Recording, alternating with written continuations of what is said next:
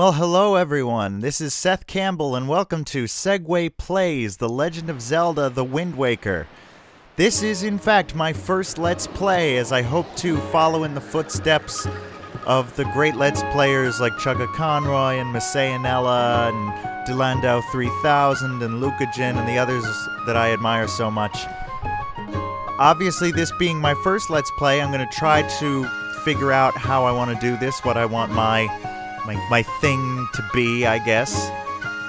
So, forgive me if it's a little clunky for a little while. I'm going only based on viewing experience of other people, so it may take me some time to figure out my own little niche. But I'm going to do the best I can. Now, this game, Legend of Zelda: The Wind Waker, has a special place in my heart. In fact, when I saw a friend playing it, I not only borrowed the game itself from him, I borrowed the entire GameCube system from him because I did not have it myself. I enjoyed it so much that I asked for a GameCube and this game for Christmas, and luckily, I received it.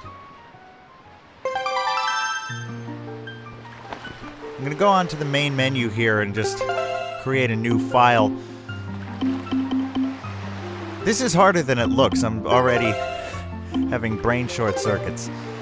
But Legend of Zelda: The Wind Waker was released in 2003, and I didn't realize at the time had gotten a lot of mixed reviews. A lot of people didn't care for it with the art style and the new look to it. I came upon it in the fall of 2004, so I missed most of the initial backlash. And so without that to cloud my judgment, I just took the game for what it was, which was a lot of fun. It was in fact the first Legend of Zelda game that I ever played, though it was by far not the last. So we want to select a name for our character, and sometimes when you name your files, it's just the name of the file, so in my case I'd call it Seth and be done with it. But in this game, like many Legend of Zelda games, your character will be addressed by the name you give him. And since this character is properly known as Link, it just feels awkward to me to have other characters call him Seth. I've tried that once. It felt awkward. So I'm just going to go with Link because that's the way it normally goes. Now, for those of you wondering, I am going to do my best to 100% this game, and we'll talk about what that means in a bit. But that's a long way away. This is but one of the legends of which the people speak. Long ago there existed a kingdom where a golden power lay hidden.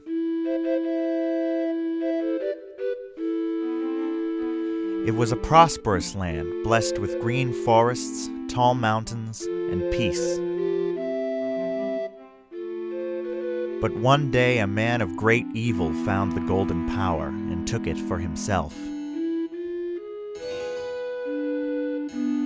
With its strength at his command, he spread darkness across the kingdom.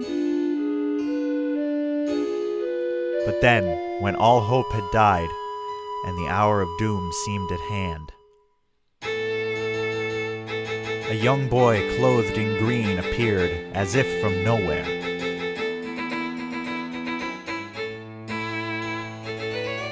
Wielding the blade of evil's bane, he sealed the Dark One away and gave the land light.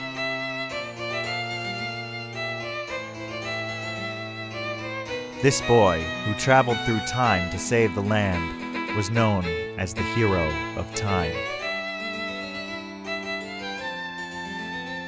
The boy's tale was passed down through generations until it became legend.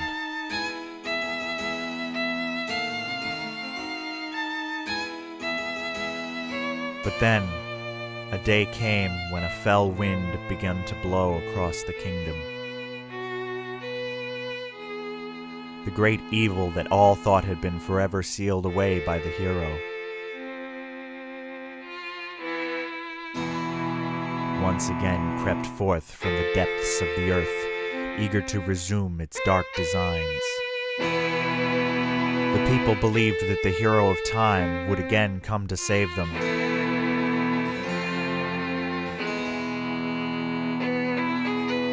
But the hero did not appear.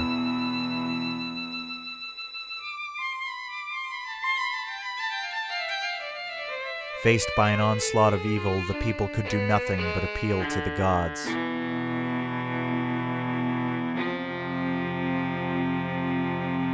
In their last hour, as doom drew nigh, they left the future in the hands of fate.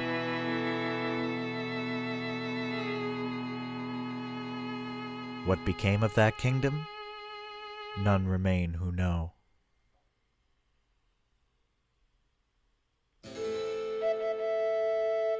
The memory of the kingdom vanished, but its legend survived on the wind's breath.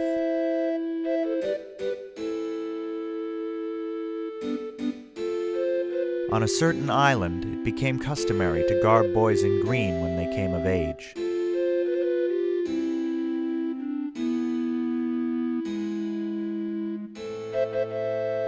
Clothed in the green of fields, they aspired to find heroic glades and cast down evil.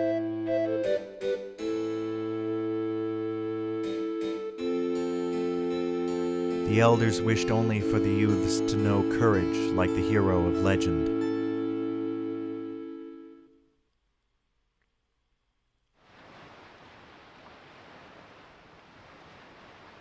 And so our adventure begins on Outset Island.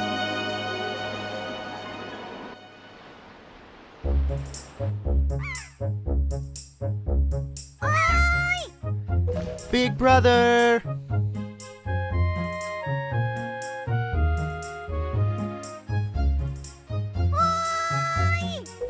Big brother!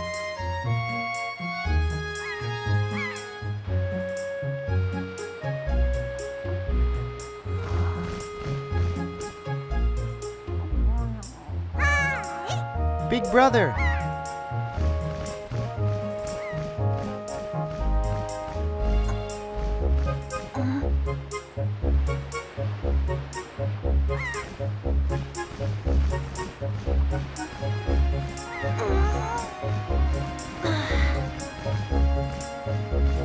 I knew you'd be here.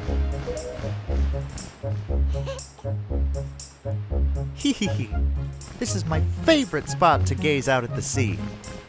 When I play with the gulls, I call it Errol's Lookout. So, do you remember what day it is today? Pretty sure this is how I look in the morning. Side note, much like young Link here, I am not a morning person.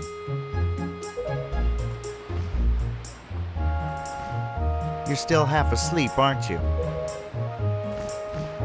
Did you forget? Big brother, it's your birthday! That's why Grandma has been waiting for you to come back to the house. She's been waiting for a while now. It's a good thing I came to find you. You should probably go home and see what Grandma wants, don't you think?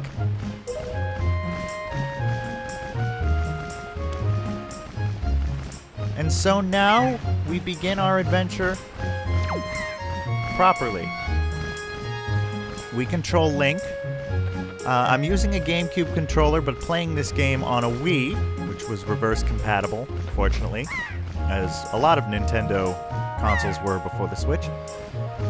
So I can control the camera with the with the yellow analog stick. The left analog stick moves. And the A button, the big green one as shown in the display up in the corner, is essentially our all-purpose button for now. We can roll to attack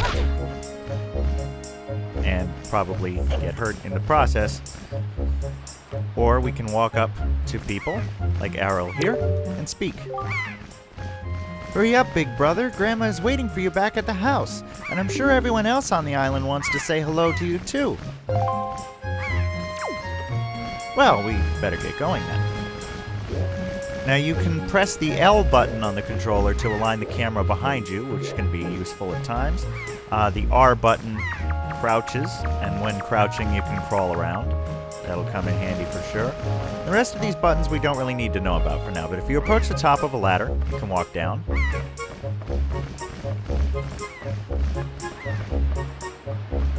Or if you're impatient, you can just press A and let go. And as long as you're not too far up the ladder, it won't hurt you. If you're too far up the ladder, though, it will. So, don't. Anyway, as we now move on to this lovely little island that is our home.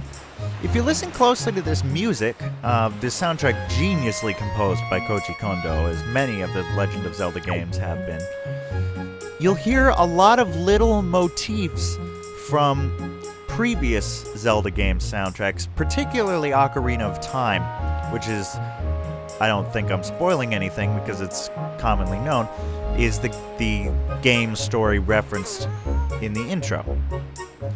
And you'll hear little bits like of the Kokiri Forest in the Outset Island theme, and we'll see a lot more of those throughout the game, and I'll be sure to point them out.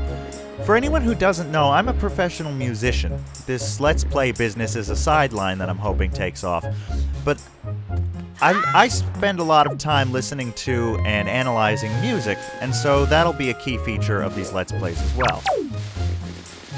Now, it seems we have a pig here. Doesn't really like us.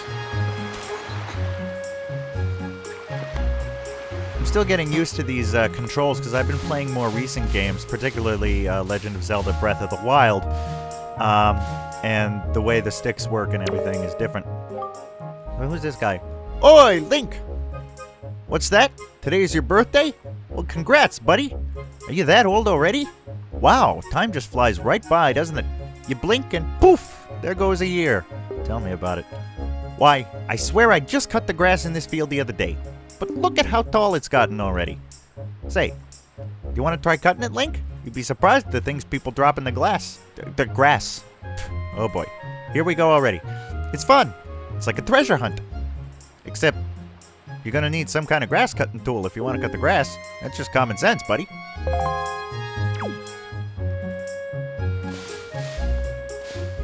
This little bit of the music is also, it's a classic Village theme. I want to say Village of the Blue Maiden, but one of the versions of Village of the Blue Maiden, but that's in Four Swords Adventures, which came after this. So who's this kid? Oi, Link! Be holding a tree branch. Hey, is it true that if you have just a little courage and run as fast as you can, then you can jump to that rock out there? Huh? Is it? Is it? Tell me! Well, we better find out. It seems it is. So yes, in this game, unlike some Nintendo games and their platforming, you do not have a jump button. Instead, to jump, you basically run at the edge of something and you'll automatically jump. Hopefully, there's something close enough for you to land on. There won't always be. And that little rock we picked up, as you can see in the lower right-hand corner of the screen, I actually just pointed at the screen. I have to forget that you don't actually... I have to remember that you don't actually have to see. I told you this was going to be rocky right from the get-go, didn't I? I'm still learning. That little rock increased the number at the bottom right corner of the screen to 5. And we get this yellow one and increase it to 15. So whatever it is, the blue one is 5 and the yellow one is 10. These are rupees, the currency in the Legend of Zelda world. We're going to need a lot of them for a lot of things. This game more than most, actually. And I'll get into that a bit later as well.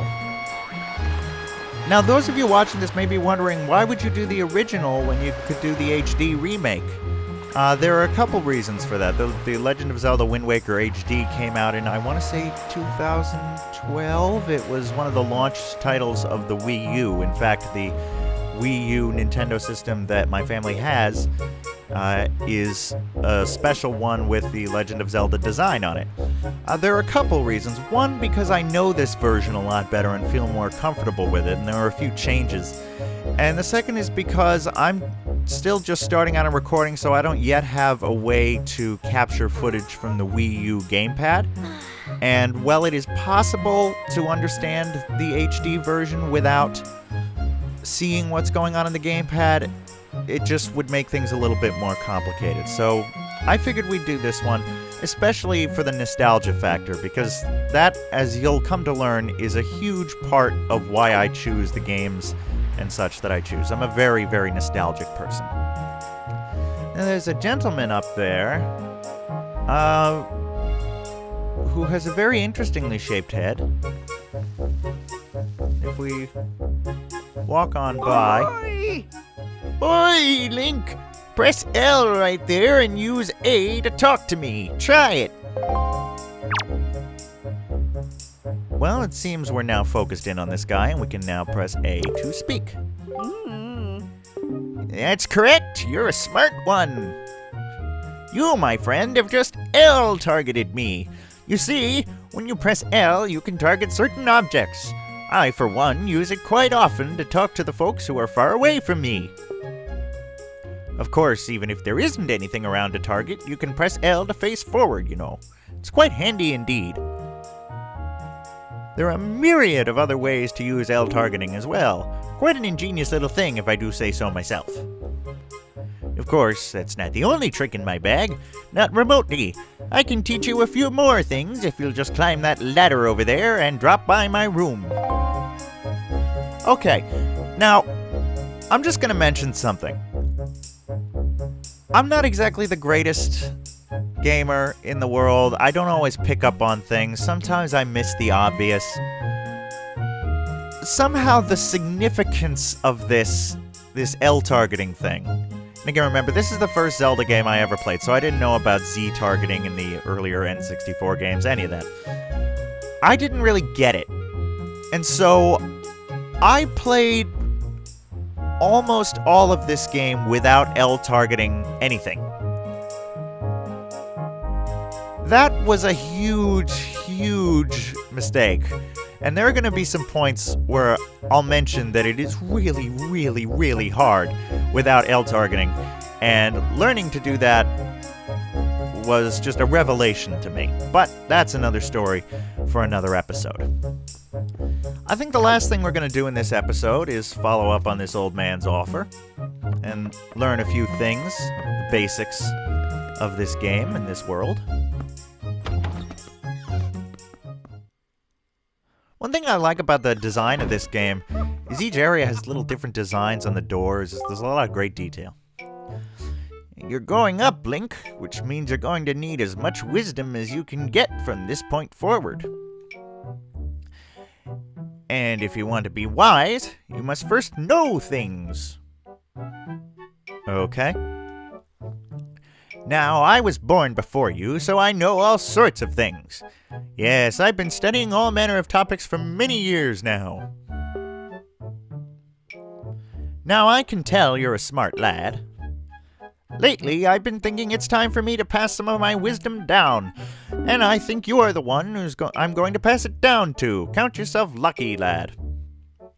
Everything that you see tacked to the walls here is something that I've researched thoroughly, and before you ask, yes, I do know my filing system is odd. Organizational issues aside, however, it's all extremely useful information. You would do well to read it all very carefully. Reading leads to knowing, you know. Uh-oh.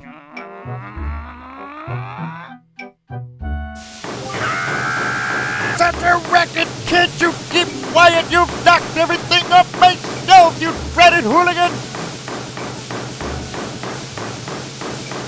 I think we may need to call a doctor here, folks. Honestly, that hooligan I'm referring to is my younger and much less intelligent brother who lives just downstairs.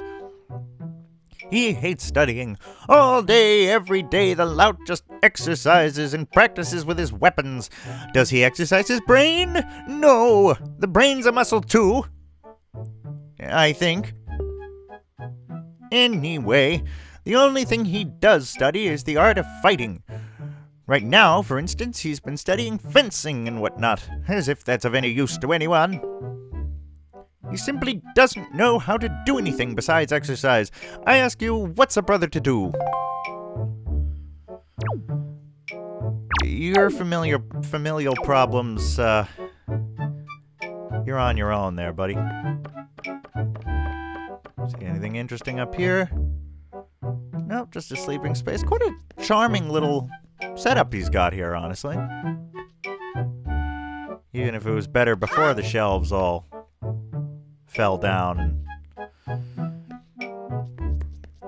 Yeah. But let's read these, and then we'll probably call it a first episode. Let's see.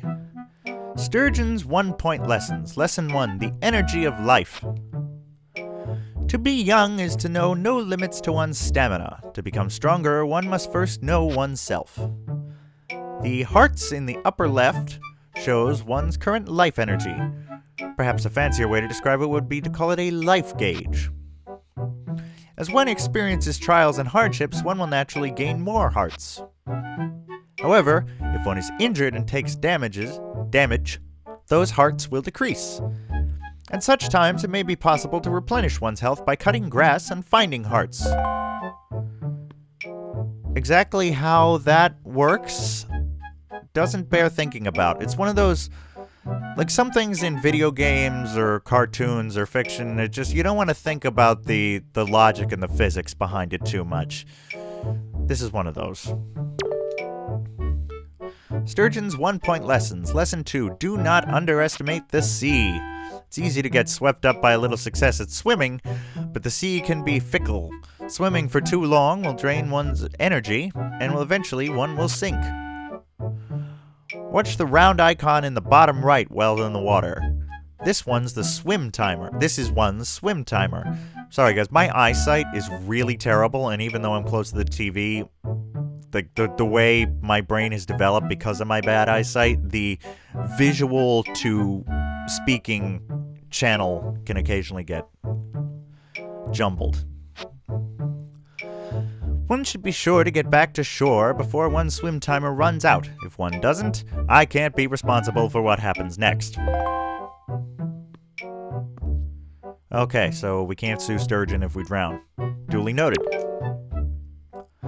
Sturgeon's 1-point lessons. Lesson 3, the great map of life. As one is often hasty and acts without thinking when young, it's easy to get lost on one's way. It is a confused time such as this that one must refer to his or her area map in the lower left.